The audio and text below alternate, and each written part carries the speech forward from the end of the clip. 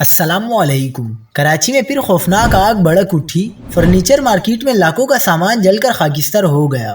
دکانداروں کو بڑا دھچکا لگ گیا۔ کیا آپ حالات حاضرہ سے آگاہی حاصل کرنا چاہتے ہیں؟ خبر کے پیچھے چھپے اصل حقائق جاننا چاہتے ہیں تو ابھی سبسکرائب کیجئے جلمل پاکستان کو اور ساتھ ہی گھنٹی کے نشان پر کلک کر دیں۔ آپ کو بتاتے چلیں کہ کراچی کے علاقے گلزار ہجری کے قریب فرنیچر مارکیٹ کی دکانوں میں آگ لگ گئی، جس پر کچھ دیر بعد قابو پا لیا گیا۔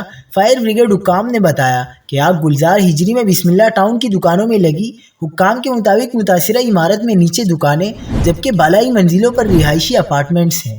فائر بریگیڈ حکام نے بتایا کہ آگ پر قابو پانے کے لیے 5 فائر ٹینڈرز جائے وقوع پر پہنچے۔ آگ لگنے کے بعد پولیس کی بھاری نفری بھی متاثرہ عمارت کے قریب پہنچی، جبکہ فرنیچر کے کباڑ میں لگنے والی آگ پھیل گئی۔ لاکھوں کا سامان جل کر راکھ کا ڈھیر بن گیا۔ تخریب کاری کا خدشہ، شہریوں نے تحقیقات کا مطالبہ کر دیا۔